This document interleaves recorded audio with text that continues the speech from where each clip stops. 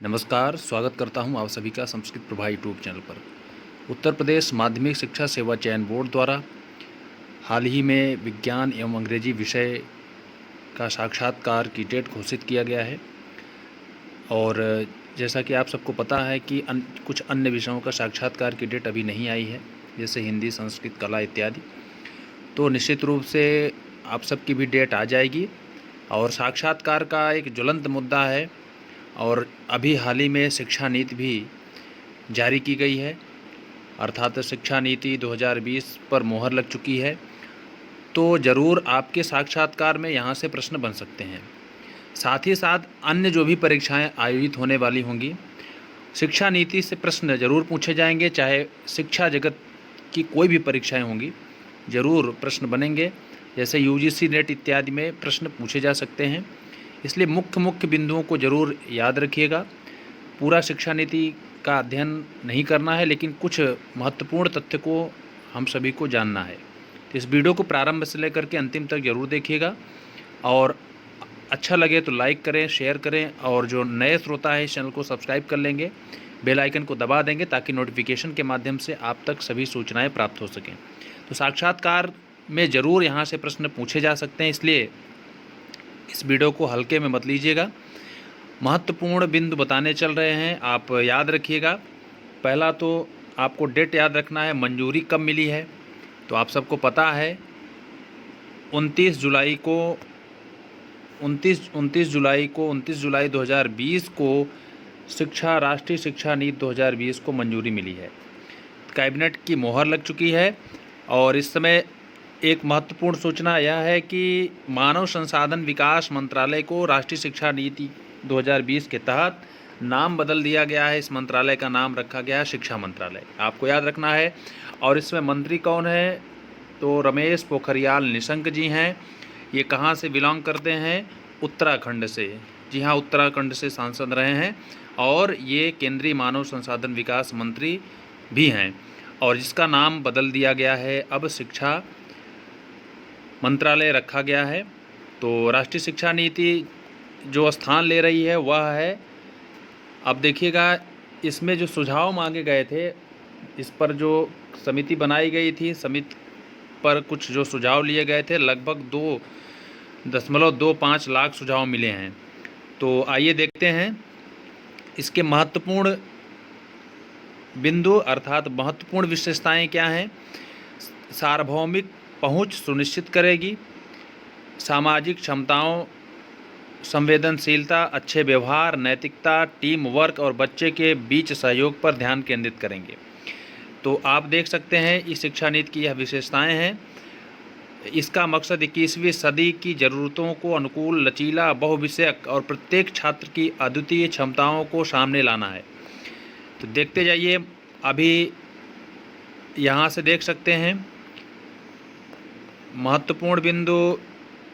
केंद्रीय मंत्रिमंडल ने देश में स्कूली और उच्च शिक्षा प्रणालियों में रूपांतरकारी सुधारों का रास्ते साफ करते हुए राष्ट्रीय शिक्षा नीति 2020 को मंजूरी दी है।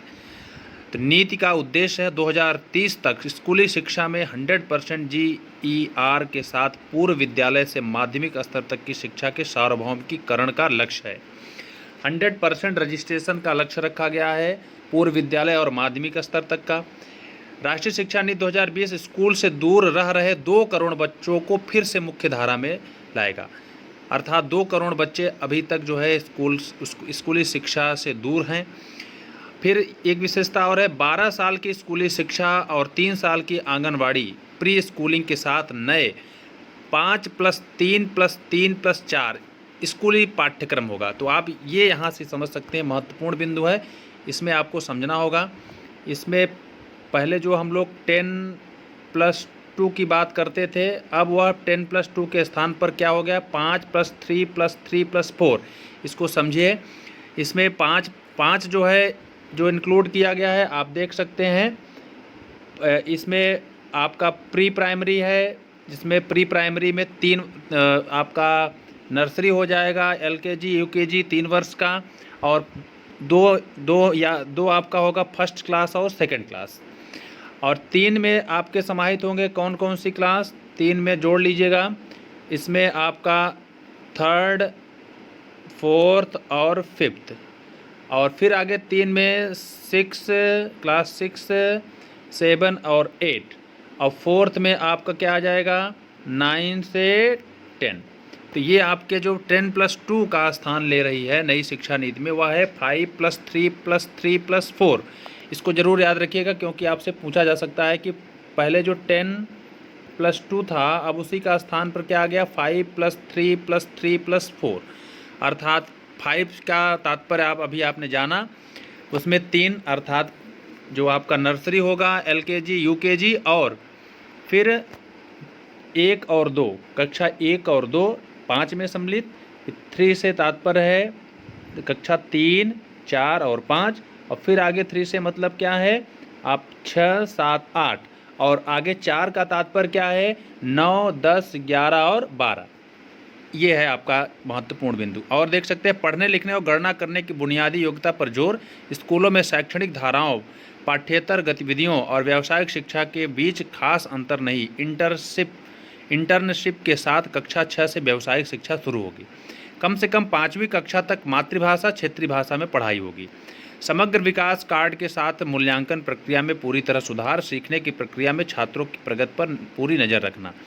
उच्च शिक्षा देख लीजिए, हायर एजुकेशन में जो BA MA करते हैं आप, 2035 तक 50% तक बढ़ाया जाना। उच्च शिक्षा में 3.5 करोड़ नई सीटें जोड़ी जाएंगी। ये 50% जो है नामांकन बढ़ाया जाएगा 2035 तक। उच्च शिक्षा पाठ्यक्रम में विषयों की विविधता होगी। उपर्युक्त प्रमाणीकरण के साथ पाठ्यक्रम के बीच में नामांकन निकास की अनुमति होगी। और ट्रांसफ़र ऑफ क्रेडिट की सुविधा के लिए अकादमी बैंक ऑफ। अब यहाँ से आप देख सकते हैं मुख्य बिंदु, ये 34 साल पुरानी 21वीं सदी की पहली शिक्षा नीति है, जो कि 34 साल बाद आई है। अर्थात 1900, ये देख सकते हैं 1986 का स्थान ले रही है। 1986 का स्थान, 1986 की शिक्षा नीति में जो सुधार हो रहा है वह हो रही है 2020 की शिक्षा नीति में। जो भी खामियां थी, जो भी कमियां थी, कुछ 1986 की अच्छाइयों को लेकर के, कुछ उसमें सुधार करते हुए जो राष्ट्रीय शिक्षा नीति आई है वह है 2020। तो आप देख सकते हैं नई शिक्षा नीति की महत्वपूर्ण बातें। स्कूली शिक्षा के सभी स्तरों पर सबकी एक समान पहुंच सुनिश्चित करना, विशेषता आप देख सकते हैं। नए पाठ्यक्रम और शैक्षणिक संरचना के साथ प्रारंभिक बचपन की देखभाल और शिक्षा। यहाँ से देख सकते हैं, अभी आपको 10+2 को समझाया था, जिसमें 5+3+3+4 नया पाठ्यक्रम संरचना लागू किया जाएगा। किसके स्थान पर, जो पूर्व में स्कूल पाठ्यक्रम के 10+2 के स्थान पर नया फार्मूला, नया पाठ्यक्रम संरचना लागू किया जाएगा, जिसमें एज भी दिया गया है। देख सकते हैं 3 से 8 वर्ष का, 3 से 8, जिसमें 8 से फिर 11, फिर 11 से 14, फिर 14 से 18। तो यहाँ से आप देख सकते हैं, अर्थात इसमें जो 3 से 18 वर्ष के उम्र के बच्चे आएंगे LKG, UKG और जो नर्सरी में, उसके बाद इधर आपका 8 से 11 वर्ष के बच्चे आएंगे कक्षा 3, 4, 5। उसके बाद कक्षा 11 वर्ष से 14 वर्ष के बीच के बच्चे आएंगे, आपके आएंगे जो है 6, 7, 8। और ये 14 में आएंगे 9, 10, 11 और 12 के छात्र। फिर आगे देख सकते हैं आप लोग,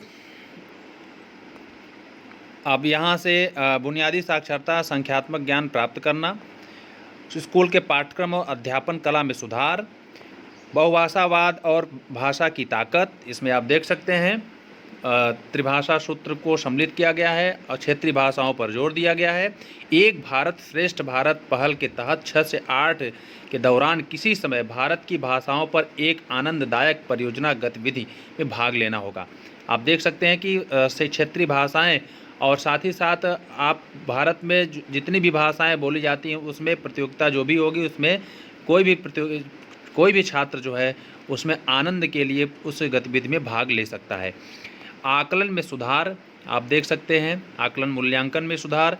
समान और समावेशी शिक्षा, समावेशी शिक्षा आप जानते हैं बालक बालिकाओं के लिए एक ही विद्यालय, बालक बालिका, सामाजिक, सांस्कृतिक और भौगोलिक संबंधित विशिष्ट पहचान एवं दिव्यांगता शामिल हैं।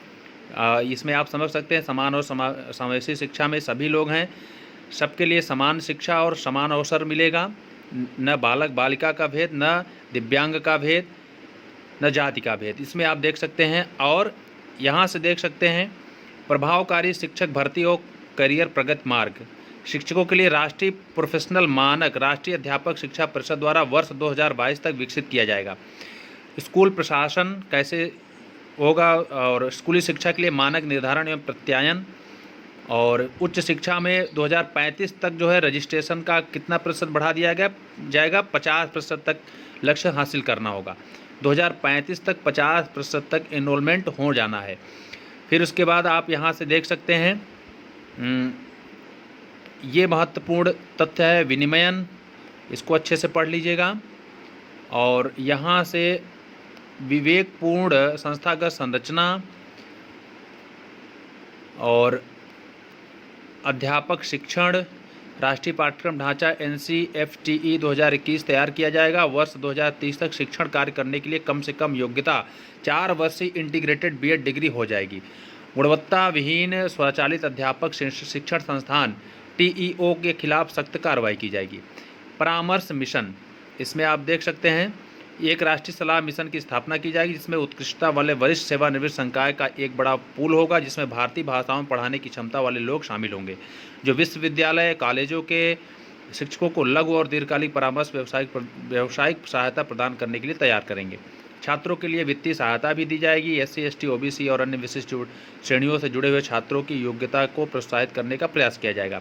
खुली और दूरस्थ शिक्षा की व्यवस्था भी रहेगी। ऑनलाइन शिक्षा डिजिटल शिक्षा पर जोर दिया गया है और शिक्षा में प्रौद्योगिकी को भी सम्मिलित किया गया है। भारतीय भाषाओं को बढ़ावा मिलेगा। और ये आपके महत्वपूर्ण बिंदु हैं, आपके साक्षात्कार के बिंदु हैं, इनको आप अच्छी तरीके से मुख्य बिंदु जानते रहे। व्यावसायिक शिक्षा पर बढ़ावा दिया गया है। प्रौढ़ शिक्षा को 2030 तक 100% लक्ष्य हासिल करना है। वित्त पोषण शिक्षा अभूतपूर्व परामर्श, आप देख सकते हैं इसको थोड़ा सा आप देखिएगा अच्छी तरीके से, एक लाइन पढ़ करके आप सभी को बताने चलना है।